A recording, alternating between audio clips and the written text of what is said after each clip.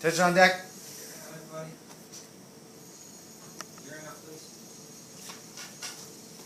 Really. Sit down, please. No, see.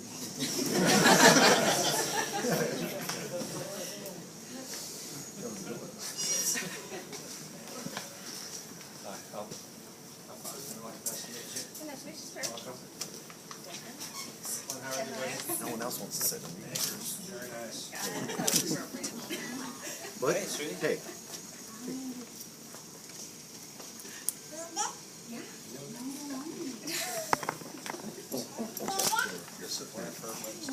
It is, yes, sir. Does that mean we have to stand all the way? Yes, sir. Better be short. I have very lengthy remarks. We're used to it. Not used to lengthy remarks, used to stay. Ready to start? Yes, sir. Yes, sir. Okay. All right.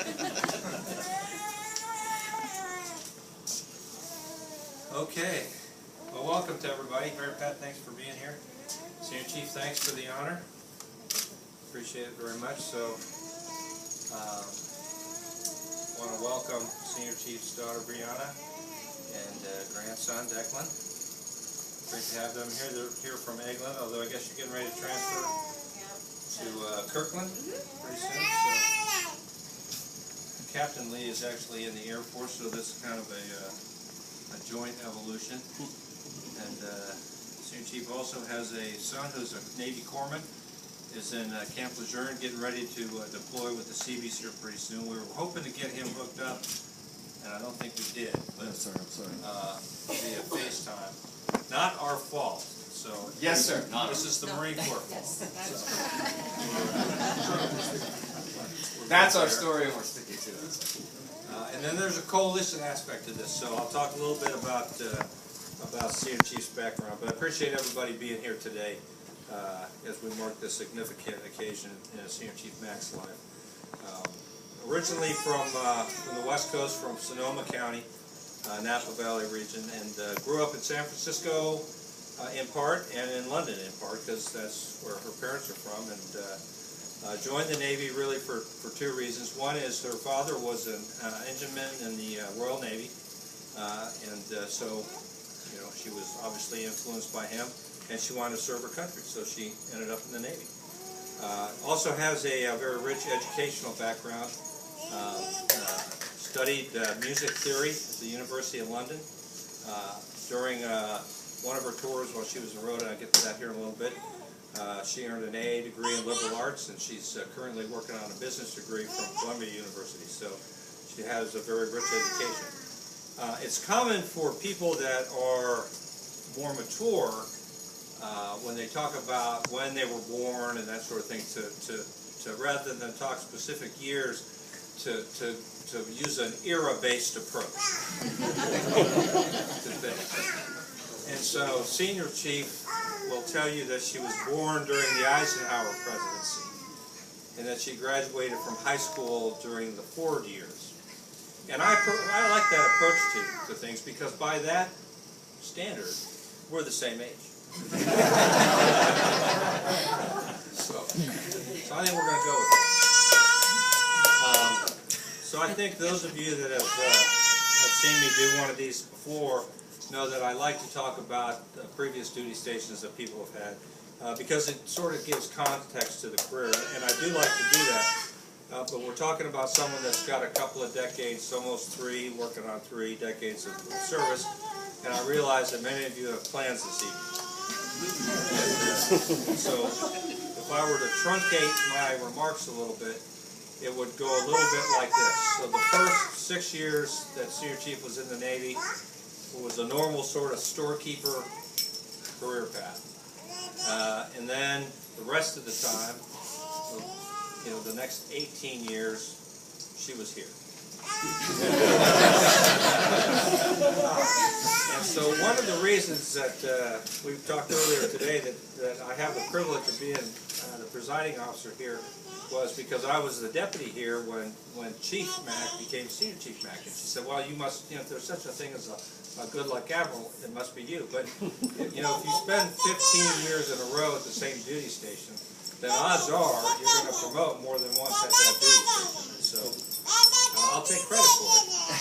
I think it has more to do with where you've been than it has to do with me being here. So let me talk just a little bit about it. Joined the Navy in 1990, and then did our first tour on USS Sustain in Norfolk, a year there, and then up to USS Vulcan in Newport, Rhode Island. Then off to Rota, Spain for a 4-year tour, so there from 92 to 96. That was a pretty good tour because both of the children were born in Rota, and then after that, as I said, it was all NAVCENT, and into the NAVCENT abyss. Did a 5-year tour from 96 to 2001 in the N4, or affiliated with the N4. Then I think it was time to get a little bit adventurous, so detached from NAVCENT, detached from the N4, all the way over to Desert on 50, which I think was across the street at the time, for a couple of years there, and then back to the N4, and was there from 2004 to 2008. That's when we first got to work together, and that's when Chief Mack became Senior Chief Mack. And then what looks to be, on paper anyway, a deviation from this NAVCENT lifestyle, because she actually went from 2008 to 2010 to SEAL Team 7. And the reason it wasn't a deviation is because she was involved in a pilot program where we did outreach with the Iraqi tribes, and it was outreach for females to reach out to Iraqi women and try to do some cultural training and understanding. What's really significant about that effort was what it led to was the discovery of the crash site for Lieutenant Commander Scott Spiker.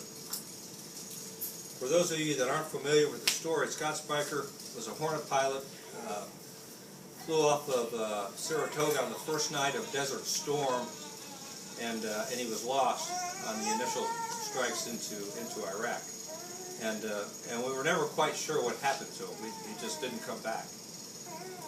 When we went into Iraq for the second time for Iraqi freedom, Vice Admiral Fox was the lead pilot on the first strike. He was a CAG flying off of Constellation, and he was a good friend of Scott Spiker's. They'd known each other for years. They flew the first night into Desert Storm, and you could take all of the reasons there were for going into Iraq for Iraqi freedom, set all of those aside. Mark Fox wanted to go find out what happened to his friend, and we thought that by the time we got to Baghdad, we'd be able to get an answer. In fact, there were a lot of people that thought that Scott Spiker was still alive and in a prison somewhere up in Iraq, and we didn't know. And when we got to Baghdad in 2003, we still didn't know. And so by 2010, we still didn't know, or sometime when we finally found the crash site. So Chief Mack, then Senior Chief Mack by this point, was in the team that actually found the crash site, which eventually led to the recovery of his remains. And I don't know if you're going to talk about it all, but I think that is, if not the highlight, certainly one of the highlights of her career. Following that memorable tour back to MacDill, to the NAVCENT 5th Fleet Mock at MacDill from 2010 to 2011. And then since then, she's been out here supporting the logistics effort for the ERSS. And so a very distinguished and successful naval career thus far, and all rewarded along the way by advancement after advancement. In addition to all the great work that she's done for us, she's always been very active in the community, both inside the Navy and outside the Navy. She's one of those people that if you go over to Fleet and Family Services Center and you're looking for counseling, financial counseling, you take a TAP class, pretty much whatever kind of service you need. Chief Mack is Senior Chief Mack is one of those people that can help you get that service. She even has worked as an official in her local government on housing issues. So she's always someone that gives back. And we tend to, in our organization, reward that kind of service and that kind of sacrifice. I want to talk for just a second about how difficult it is to become a Master Chief Petty Officer in the Navy. So we all know June 1st, big day coming up. What happens on June 1st here in Bahrain? Anybody? Right, we celebrate the passing of the law in 1958, where we created the pay grade of Master Chief Petty Officer. Happened June the 1st, 1958. It was an amendment to, as we all know, the Career Progression Act of 1949. And as everyone knows, Section 517 of Title 10 dictates that no more than 1.25% of all of our reserve sailors will be serving at the rank of Master Chief Petty Officer. So what all that means is when the Master Chief list came out this year, the reserve component selected 39 people for advancement to Master Chief Petty Officer out of a total reserve force of about 109,000 people. And so that gives us some idea of how selective that process really is. And so it's quite an extraordinary achievement to be selected as a Master Chief Petty Officer. It's something that I know that you're very proud of, your family's very proud of, and of course we're all very proud of as well, and congratulate you for it. So without further ado. Yes, sir. Attention to frocking. Attention frocking. From Commander, U.S. Naval Forces Central Command to LSCS EXW IDW Deborah J. Mack, United States Navy. Subject, authority to assume the title and wear the uniform of a Master Chief Petty Officer. Per reference A, you are hereby authorized to assume the title and wear the uniform of a Master Chief Petty Officer effective immediately. Your appointment carries with it the obligation that you exercise increased authority and willingly accept greater responsibility. Occupying now a position of greater authority, you must strive with renewed dedication toward the valued ideal of service with honor. You will not be entitled to pay and other monetary allowances of a Master Chief Petty Officer until actually advanced to the pay grade for which you have been selected. Congratulations, J.L. Trent, Chief of Staff.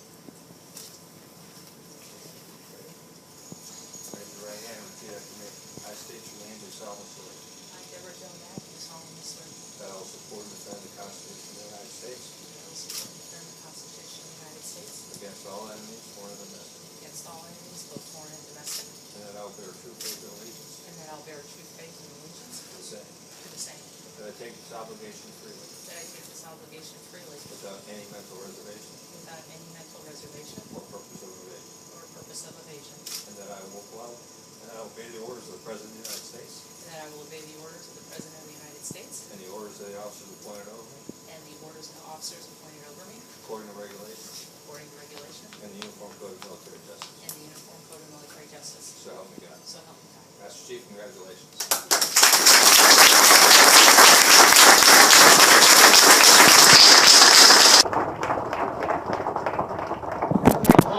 Put on your uniform to actually make it complete. There was a joke that I would have to get a stool or something to actually pull this off, but I see now that it's not nearly as bad. I'll give you 10, Master Chief. Could have used the brass rail. Just a couple quick things to say, so that I can turn the floor over to Master Chief Mack now. Amazing, amazing day. There's not a lot I can say in public because everything Master Chiefs talk about takes place in the shadows with secret handshakes and stuff like that. So you and I will talk after the fact. We are so proud of you. I tell you that just based on the crowd that you have here today, that is an indication that people know who you are, respect how you operate. So you should take great pride in that.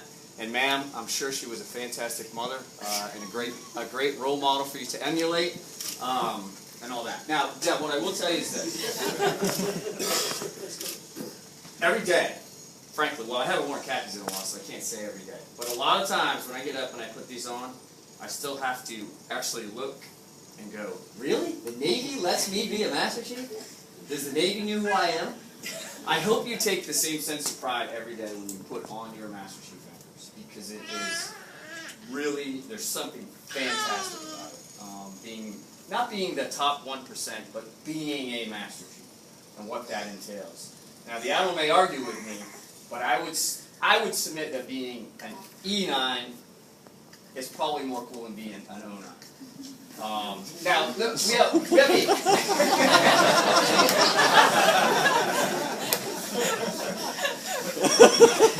is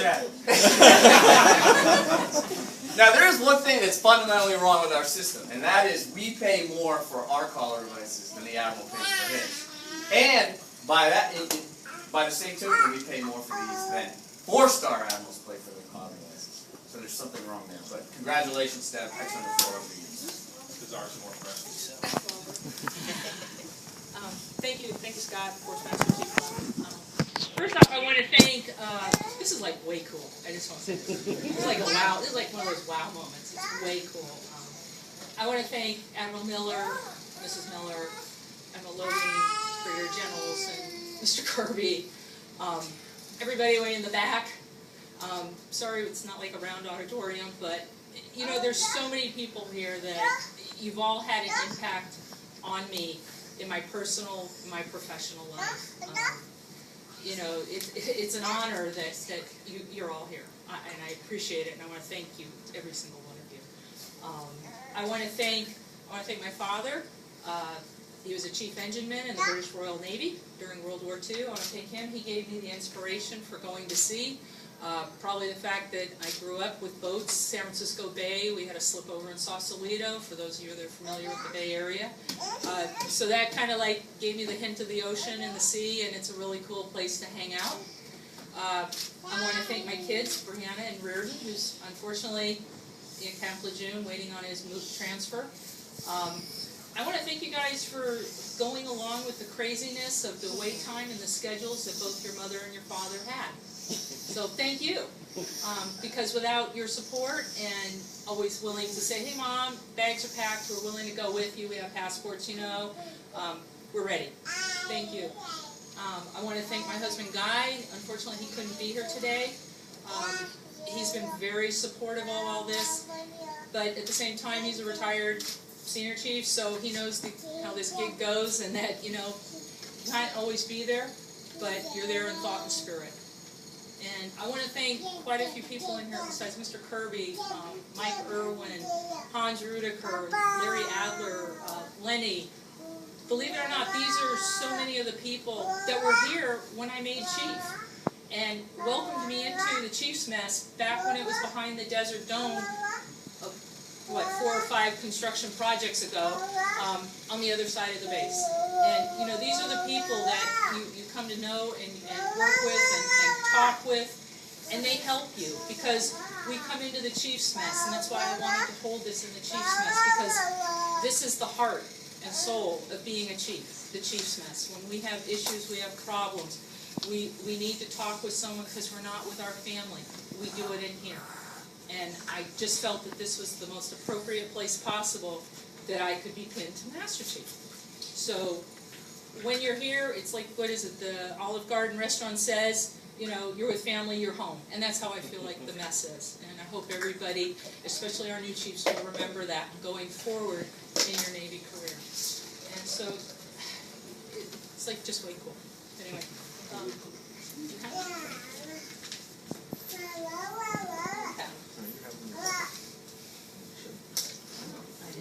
Did you lose them already? Did you take the seat? No, I didn't. Oh, yeah. Anyway. The 09.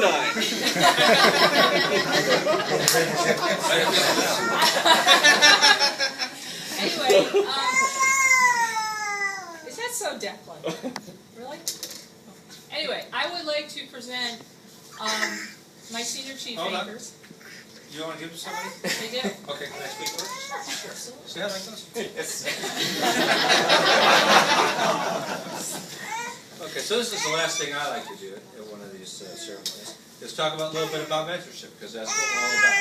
So, as you're about to perform this act of mentorship, I will remind you that you should. Someone you know, somewhere along the line, should be a Senior Chief Petty Officer of the United States Navy. Now, that may be somebody that's been in the Navy for 6 months, or maybe somebody that's been in the Navy for 15 years, maybe somebody that's already a chief, or somebody that's really just getting going. But it's a reminder to all of us that we have an obligation to find our reliefs along the way, because that's what keeps the Navy strong. So, Master Chief, do the honors. Can I have Chief Todd Lott and Chief Kevin Mahoney come up, please?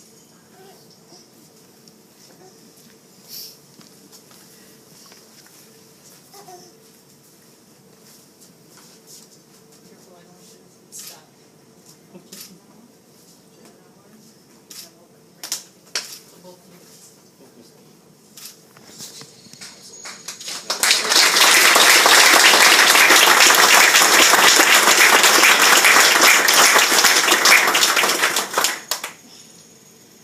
Set? I'm set. And Is the ceremony over? Wait, is the ceremony over? Or you're wearing a cover Did of you miss Chief's it? vest?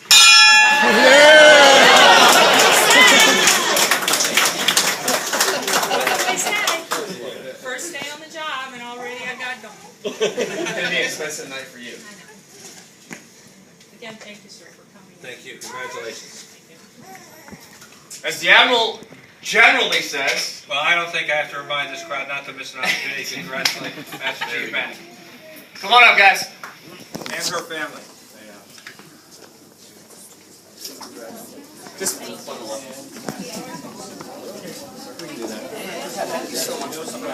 Nate, Step over here. Yeah. Grab that cape. They do, they really do. Hey, grab it. You know, Bring people. awesome, absolutely awesome.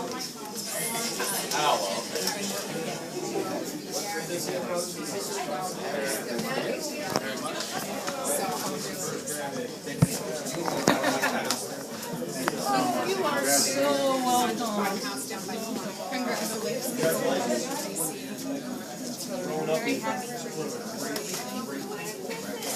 Oh, that's right. You get My fellow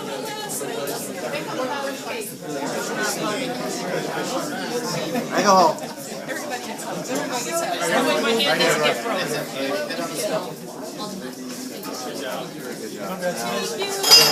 Thank you. Please keep up swimming.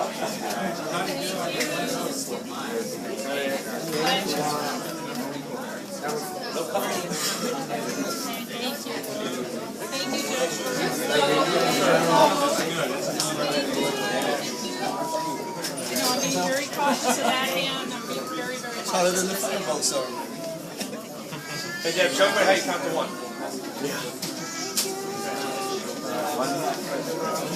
Band starts at 9.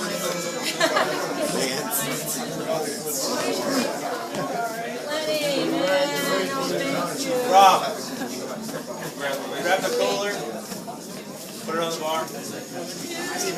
Pull it in the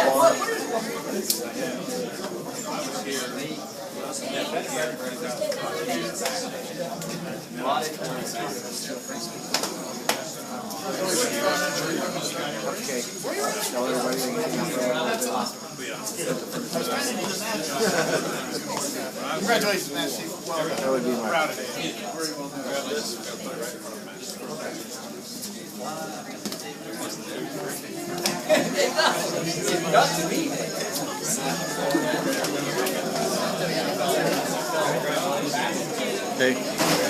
Okay. We do okay.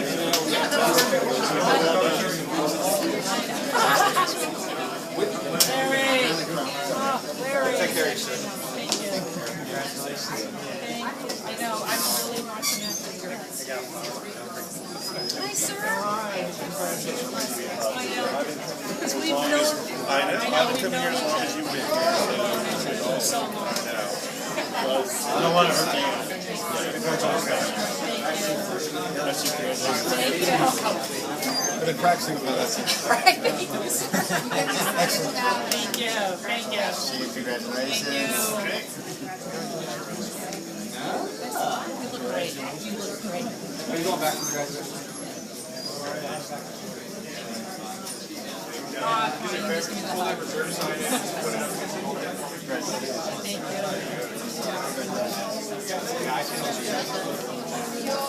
Thank you. What's he gonna do? Congratulations. Congratulations.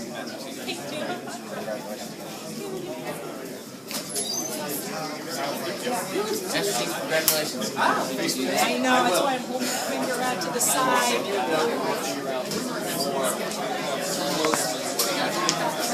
There was no emotion, no crying. Thank you. I thought you were like gonna take odds or something on it. I figured you're a little tougher than that. Oh, okay. Congratulations. I'm so happy for you and your family. You know how hard it must have been to get from beginning to There we go. your career. Steve, congratulations. Thanks for the honor. Oh, okay. Enjoy your grandson. Right over there? Okay. You see now yet?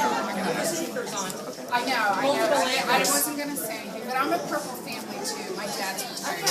I'm retired. Cindy's not a mom too. I'll talk to you later. So we're gonna take a photo with the other. Thank you.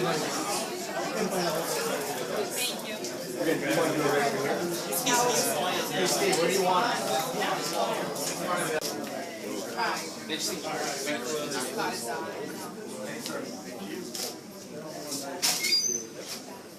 And I know it's not chocolate. Please don't cut yourself. I'm not. Rob, you still here? Where's Rob? Where's Jeff? Sir, your team made this cake before. Yes. Your team made this cake before. Oh, good. They're good at it. They're very good at it. Low calorie. Oh, really? Yeah, it's like 80 calories per slice. Wow. Yeah, unbelievable. It's like a zero calorie. You just want to walk away.